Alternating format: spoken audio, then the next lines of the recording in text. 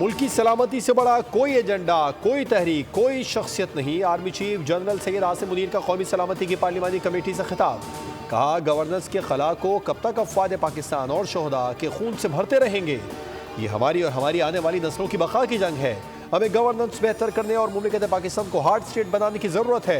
हम कब तक एक सॉफ्ट स्टेट की तर्ज पर जानों की कुर्बानी देते रहेंगे।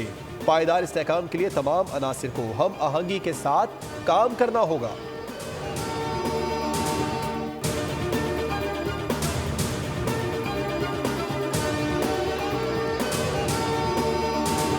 सलामती की पार्लिमानी कमेटी ने दहशतगर्दी की हालिया कार्रवाइयों की वाज़ेह अल्फाज में मज़म्मत की।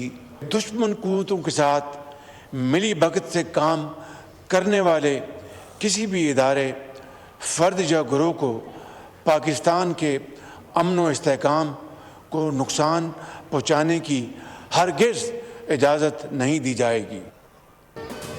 मुल्क की सियासी अस्करी क़यादत का ख़वारिज और दहशतगर्दों से आहनी हाथों से निमटने का फैसला। दहशतगर्दी के खिलाफ तमाम ऑप्शंस इस्तेमाल किए जाएंगे। वज़ीर आज़म शहबाज शरीफ का कौमी सलामती कमेटी के इजलास से खिताब।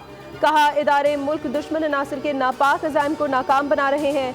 वज़ीर आज़म का आर्मी चीफ और सिक्योरिटी इदारों को खिराज तहसीन पेश। कहा, फौजी जवानों ने पेशा वराना महारत से सैकड़ों जानें बचाईं। दहशतगर्दी को फिर से जड़ से उखाड़ फेंकने के लिए हम सबको आहनी अज़म का इआदा करना होगा। नेशनल एक्शन प्लान पर फौरी अमल होगा। वज़ीर आज़म ने एलामिया पढ़कर सुनाया। कहा, इजलास में अपोजिशन की अदम शिरकत अफसोसनाक है। सोशल मीडिया पर प्रोपेगेंडे से फौज और अवाम में दरार डालने की कोशिश की जा रही है। Army chief general Syed Asim Munir ने इजलास के इख्तिताम पर दुआ कराई।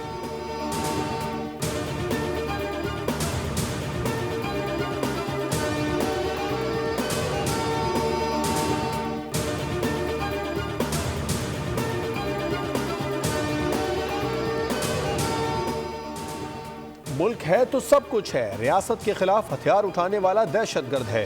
मुतादिद बार अपनी तकारीर में कह चुका हूँ कि या तो मेरा उस्ताद शहीद है या उसको मारने वाला मुजाहिद। दोनों बातें एक साथ दुरुस्त नहीं हो सकती, मगर मैं अपने उस्ताद को शहीद कहूँगा। मौलाना फजलुर रहमान का कौमी सलामती कमेटी इजलास से खिताब। कहा, 1988 से मुल्क से वफादारी का हलफ उठा रहा हूँ। PTI को इजलास में ना देखकर मायूसी हुई। PTI मुझसे मशवरा करती तो उन्हें शिरकत का मशवरा देता।